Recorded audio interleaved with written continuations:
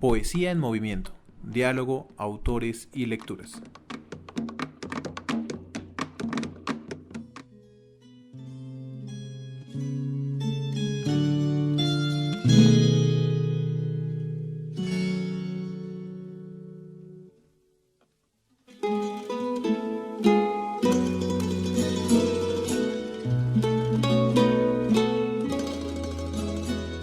Bienvenidos al tercero de una serie de 4 podcasts en torno a la poesía colombiana.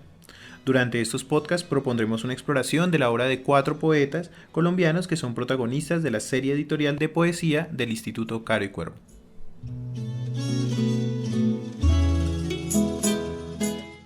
En esta ocasión abordaremos la obra de Fernando Charri Lara, publicada por el Instituto Caro y Cuervo, que reúne en 4 tomos los textos que el maestro publicó en periódicos, libros y revistas de circulación nacional e internacional.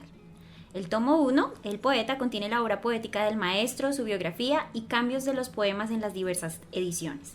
También incluye una bibliografía con más de 1000 registros sobre poesía, prosa y valoración crítica. Tomo 2, Obra crítica, 1940 a 1986. Presenta la labor ensayística en temas como el derecho, la pintura, el cine, entre otros, publicados en este periodo. El tomo 3, Obra crítica de 1987 al 2005, y el tomo 4, Valoración crítica y varia. Reúne las voces de diversos autores sobre la obra de Fernando Charri Lara. Sí, y creo yo que ese ejercicio del diálogo con los textos no sé, me parece a mí que también su merced decía un poco que cuando hablábamos de la obra crítica de Charri Lara es un tipo que se dedica a leer los textos y no a leer pues lo que es la gente. A mí me parece que eso genera una ruptura a mi parecer muy importante, muy necesaria al día de hoy, que me hace pensar un poco incluso en la propuesta que hace Caro y Cuervo con esta colección Charri Lara, e incluso con esta idea de los podcasts, ¿no? Y es que cuando empezábamos un poco a pensar en los podcasts y hablábamos, por ejemplo, cuando uno habla con los poetas, es raro que uno le diga a los poetas como vamos a leer tu poesía y vamos a charlar sobre la poesía, porque es muy la intención, hablemos de los textos, sí hablamos de los autores, por supuesto, pero es en función de divulgar la poesía y de divulgar los textos, y eso me parece a mí que es una apuesta muy coherente a la apuesta que hacía Charri Lara, no solo con su obra crítica, sino con todo ese ejercicio que se hacía en torno a las revistas literarias. Me parece que puede ser un contexto bonito frente a eso. Retomando un poco lo que había dicho Pedro sobre la literatura por la literatura sin tener un objetivo más allá de eso de escribir, yo quisiera hablar un poquito sobre su encuentro, o bueno, como una de las características de su obra, y es el tema de la ciudad, ¿no? Que es muy importante y tú ya lo mencionabas, y que siento que va muy a lo que acabas de decir, muy a la mano. Tal vez estoy diciendo una barra basada, pero va muy de la mano de lo que hacía Luis Vidales, y es pensar la imagen y pensar la poesía como ese transmitir, ¿no? Y quisiera leer otro poema que, bueno, es bastante largo, pero voy a leer un pedacito. Vas a leer Ciudad. Es curioso porque con Charri Lara al final, bueno, uno lee títulos de poemas y al final todos terminan siendo poemas sobre poesía. Eso también es una cosa como interesante.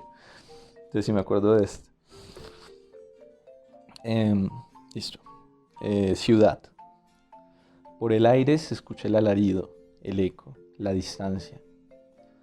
Alguien con el viento cruza por las esquinas y es un instante. Su mirada como puñal que arañara la sombra. Desde el desvelo se oyen sus pisadas alejarse en secreto, por la calle desierta tras un grito. Una mujer, o nave o nube, por la noche desliza como río.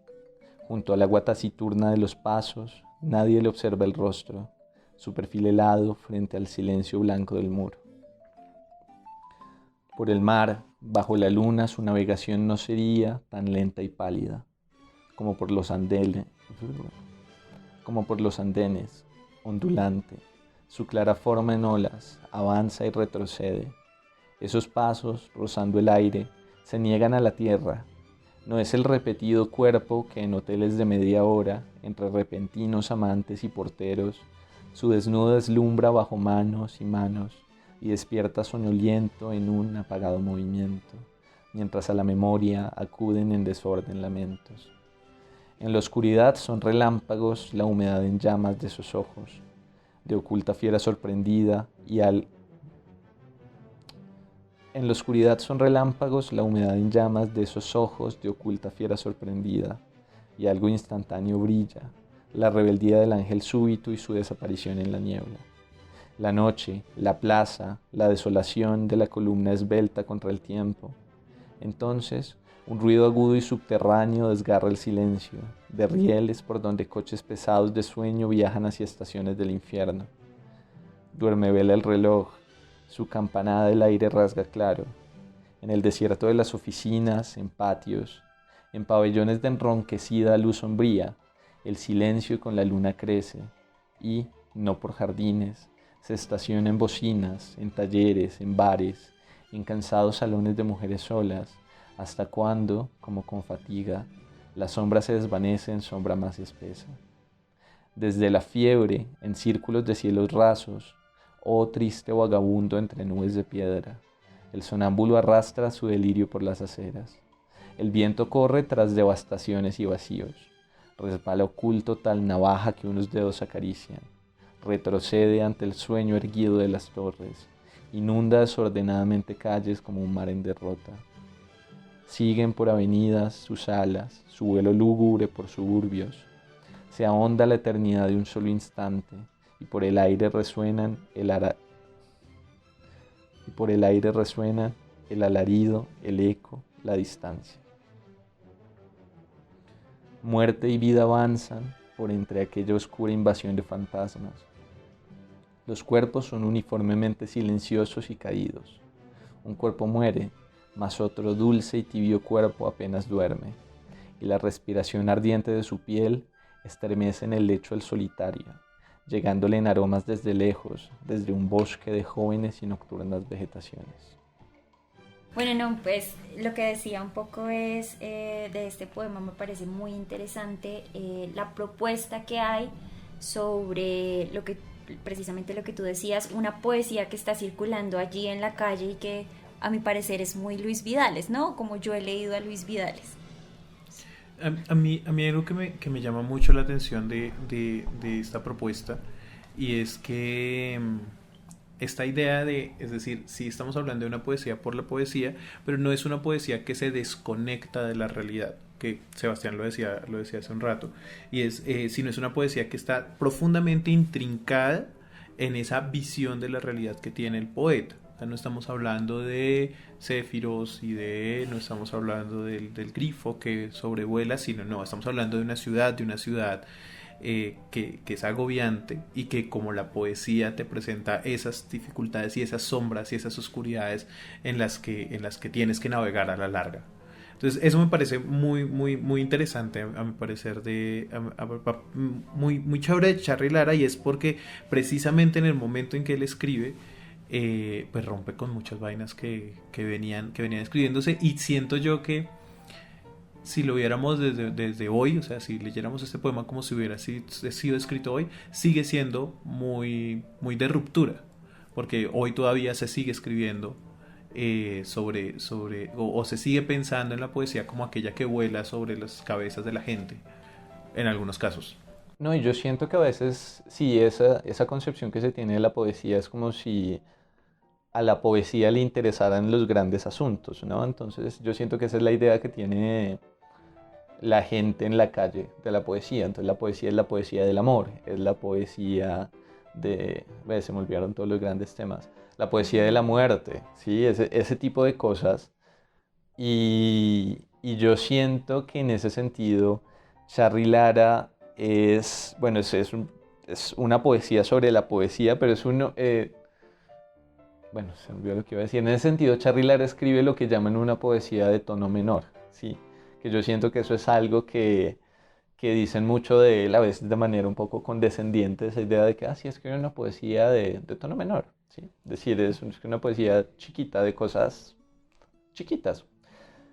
Pero yo siento que al final es que a Charly Lara sencillamente a él no le interesan los grandes temas como grandes temas, ¿sí? Entonces, por ejemplo, la ciudad, que ese también puede ser un gran tema, que se viene siendo un gran tema desde el siglo XIX. Baudelaire construyó una carrera alrededor de esa idea. La ciudad acá, por ejemplo, no es esa ciudad bullosa, no es la idea de la ciudad como el espacio que nunca para, ¿sí? Por ejemplo, la ciudad como el espacio hostil que nunca descansa, ¿no? Es la ciudad de noche. ¿Y qué es la ciudad de noche? Sino un montón de esquinas oscuras, siempre llenas de neblina, siempre brumosas, por así decirlo, en las que uno sencillamente no sabe qué le espera en la otra esquina. Pero eso en Charly Lara no está como, por ejemplo, si está en Jaime Jaramillo Escobar, como una angustia frente a la maldad del hombre, no. Es decir, esa bruma en Charly Lara está muy vinculada con el sueño, está muy vinculada con esa idea de algo que está ahí, que me intriga, que está como una cosa indefinida y a la que yo me enfrento y que sencillamente me interpela y bueno, perturba no es la frase, pero sí, no es la palabra, pero sí como que me interpela y me inquieta, por así decirlo, ¿sí? Entonces, digamos que ahí Charly Lara vincula esa idea de la ciudad, o más que la idea de la ciudad, la idea de la noche. Esa idea de la noche la vincula con la poesía. Y esa idea de la noche y de la poesía y de la ciudad, y eso se ve harto en este poema, lo vincula como con un cuerpo femenino, que eso también está. Y ese es otro tema que es muy recurrente en la poesía de Charly Lara, y es como una suerte de erotismo, ¿sí? Y de vivir la poesía, y digamos que la poesía que se aproxima al poeta en la noche, casi que como una bruma, como una niebla que desciende de los cerros, vivir eso como una experiencia erótica, que esa también es otra cosa que atraviesa la poesía. Entonces, pues sí, como que eso es interesante porque también, digamos que acentúa esto, que yo siento que soy como muy repetitivo a lo largo del podcast, esto de la poesía como una experiencia personal, ¿sí? Es decir, esto de la poesía como una experiencia, o quizá más que personal, como una experiencia íntima, ¿sí? Y en ese sentido, el diálogo tampoco es el diálogo de los grandes discursos, la poesía no es la poesía de los grandes temas, sino que es la poesía de cómo el yo poético vive y percibe eh, otras cosas, vive y percibe incluso esos grandes temas, vive y percibe la ciudad, vive y percibe la poesía, ese tipo de cosas. Bueno, Sebastián, muchísimas gracias. Ya con eso, nada, cerramos este espacio. Agradecemos a todos los que nos escuchan y les recordamos que este podcast es realizado en el marco de un convenio entre el Instituto Caro y Cuervo y Funda Lectura para dar a conocer la línea editorial de El Caro y Cuervo en poesía y pues la colección Fernando Charly Lara, que pues pronto podrán ustedes conocer. Muchas gracias a todos, gracias Paula, gracias Sebastián por estar en este espacio. No, gracias a ustedes por la invitación.